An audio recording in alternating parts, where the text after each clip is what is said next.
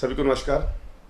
मैं सुदर्शन सिंह बबलू, प्रदेश अध्यक्ष कांग्रेस सेवा दल यंग ब्रिगेड हिमाचल प्रदेश की। चिंतपूर्णी कांग्रेस पार्टी हमेशा वहाँ पे आज तक जीतती आई है और कांग्रेस पार्टी का बहुत बड़ा एक कैडर चिंतपूर्णी विधानसभा में है। वो विधानसभा हमने काफ़ी बड़े मार्जिन से पहले जीती हुई है।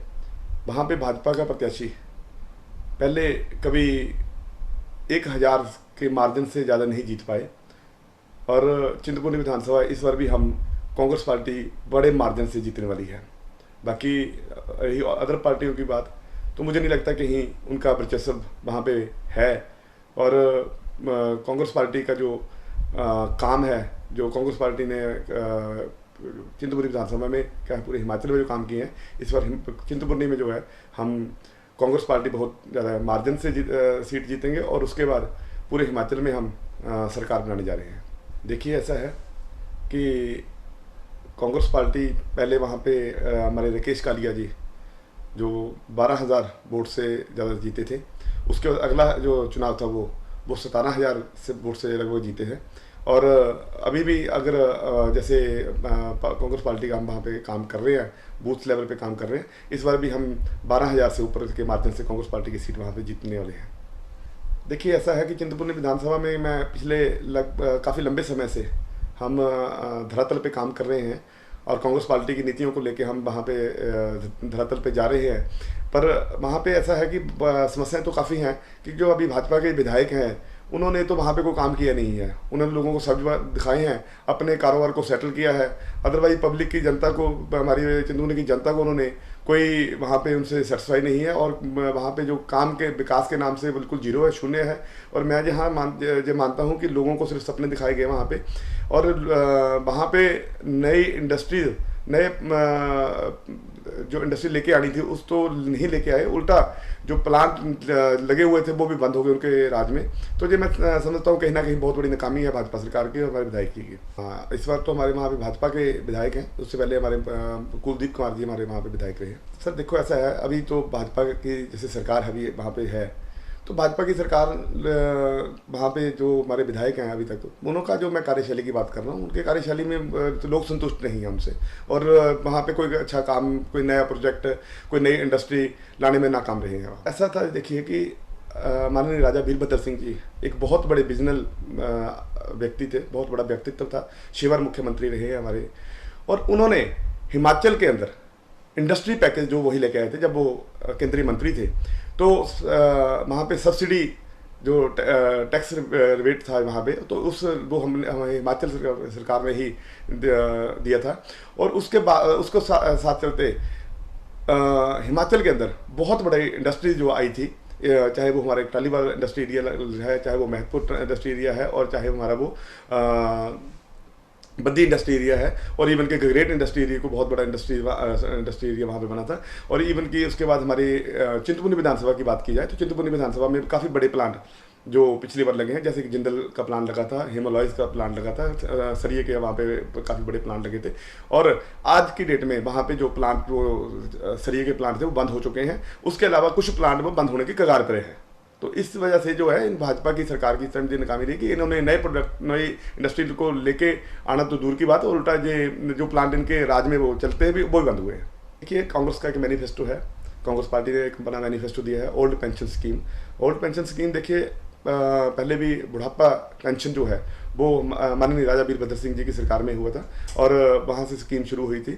और चाहे वो युवाओं के रोजगार की बात की जाए, चाहे वो हमारे किसानों और बागवानों की बात की जाए, आज मिल्क फेडरेशन का भी जो हिमाचल सरकार के ने अपना राजा वीरभद्र सिंह की सरकार ने मिल्क फेडरेशन के वहाँ पे प्लान लगाए थे। और इसके माध्यम से हमारे झलेड़ा में भी प्लान लगा था, जो हमारे लोकल जितने भी हमारे जिम्मेदार हैं उनसे हम वहाँ से दूध उठा करके उनको सीधा लाभ किसानों को दिया जाए हमारी सरकार ने। और उसके बावजूद हमारी युवाओं के रोजगार की बात है, तो भाजपा ने जैसे युवाओं के रोजगार की बात कही थी, तो इन्होंने तो जो रोजगार नहीं दिया, पर हम अपने मैनिफेस्टो में इसको लेके आ रहे हैं, युवाओं को रोजगार भी देंगे।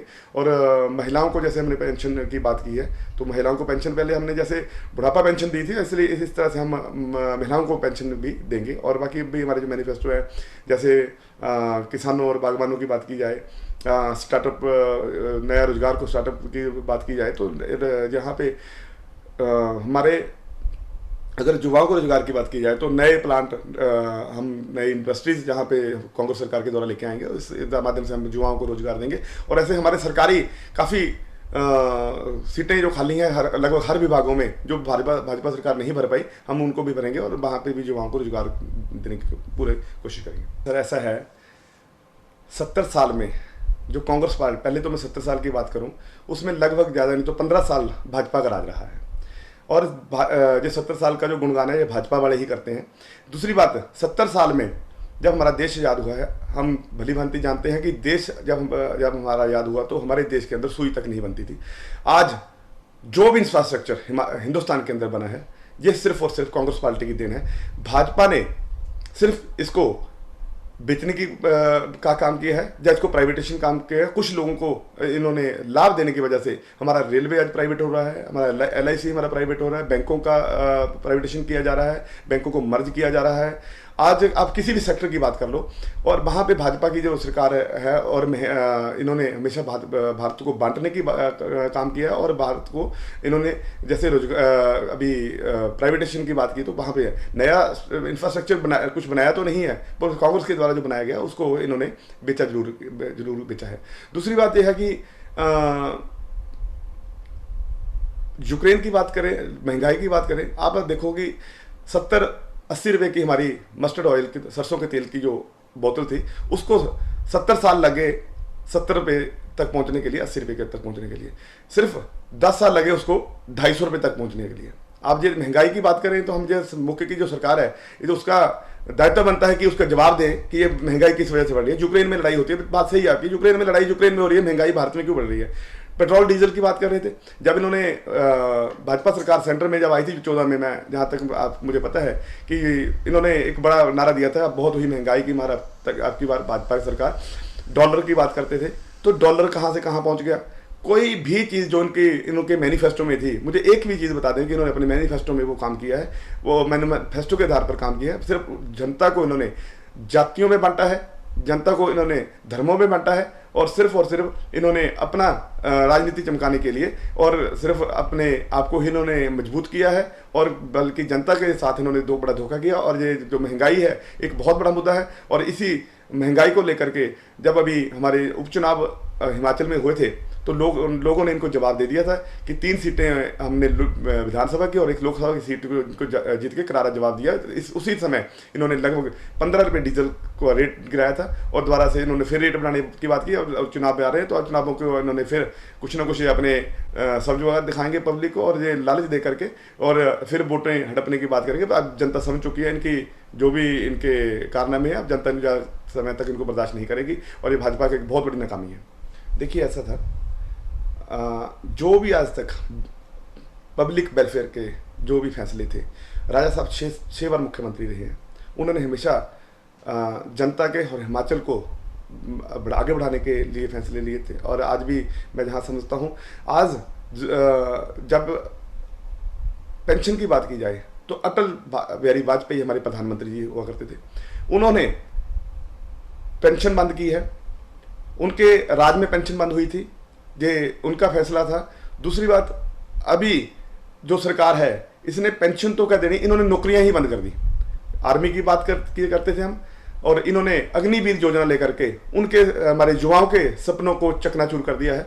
और मैं जहां तक समझता हूं कि भाजपा के राज में ही अगर जहां पे पब्लिक के वेलफेयर के जो काम थे जो वहाँ रुके हैं, तो सिर्फ भाजपा के राज में रुके हैं। और यहाँ तक आपको भी पता होगा कि पेंशन जो सारी जो थी वो अटल बिहारी वाजपेयी जी के समय में ही बंद हुई थी। और जो हम अभी ओल्ड पेंशन स्कीम की बात कर रहे हैं, और जहाँ जैसे हम बुढ़ापा पेंशन राजा साहब के समय में हमने वादा किया था और हमने पूरा किया उसको। तो इसी आधार पर हम ओल्ड पेंशन स्कीम भी हम लेकर आ रहे हैं। ओल्ड पेंशन स्कीम जैसे हमें हमारे मैनिफेस्टो में हम सरकार बनते ही हिमाचल के अंदर ये स्कीम लागू कर दी जाएगी। देखिए, ऐसा है कि मैं सभी क्षेत्रवासियों को और पूरे हिमाचल वासियों को ये संदेश देना चाहता हूँ कि अब समय आ गया है, जागो और अपने आप को पहचानो कि आज तक कांग्रेस पार्टी ने जो हिमाचल के लिए, जब पूरे देश के लिए जो किया है, उसको हमें समझने की ज़रूरत है। हम कुछ अधूरा ज्ञान लेकर के चल रहे थे, जैसे कुछ फेसबुक पे जो कुछ हमारे युवा भटक चुके थे। मैं उनको भी एक संदेश देना चाहता हूँ कि कांग्रेस के मैनिफेस्टो को पढ़ो, कांग्रेस के इतिहास को पढ़ो कि कांग्रेस ने हमारे हिमाचल के लिए और हमारे हिंदुस्तान के लिए जो किया है वो काबिल तारीफ है। आओ अब मिलजुल कर इकट्ठे होकर कांग्रेस की सरकार बनाते हैं और हिमाचल को, अपने देश को आगे बढ़ाते हैं। धन्यवाद।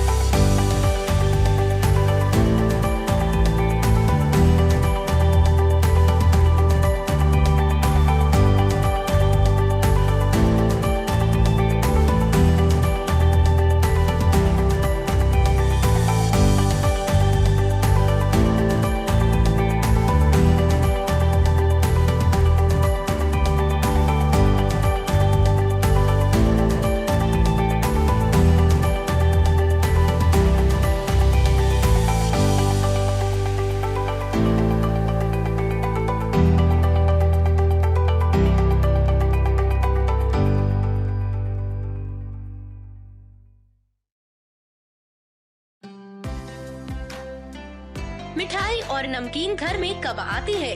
त्योहार का मौका हो तब, या फिर कोई खुशी का मौका हो तब ना। मगर जिंदगी में मीठे और नमकीन पल तो हर रोज होते हैं, तो फिर मिठाई लेने के लिए त्योहार का इंतजार क्यों? रोज आइए और रोज मनाइए जिंदगी के मीठे नमकीन पल। हर प्रकार की मिठाई, नमकीन मावे की कचौरी, प्याज की कचौरी, मूंग दाल की कचौरी, मलाई, रबड़ी, cup, Bengali item, rasmalai, Raj Bahadur, pastry, cake और हर वो मिठाई जो आपके दिल को करती है खुश।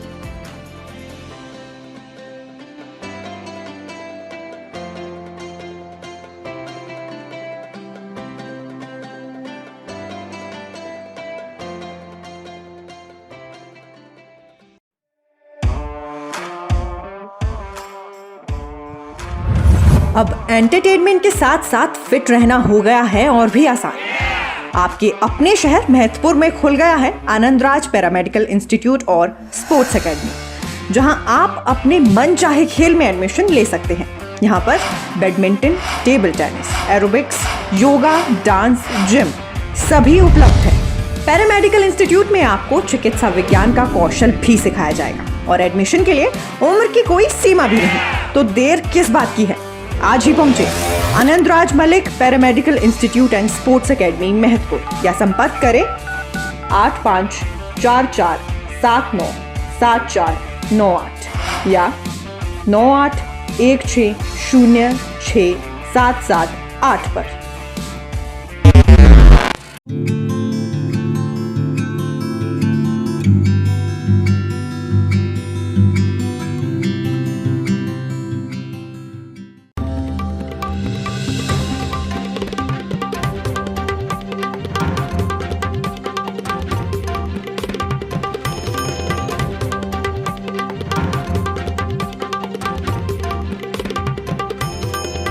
दिन भर मीडिया नेटवर्क, हर दिन कुछ खास।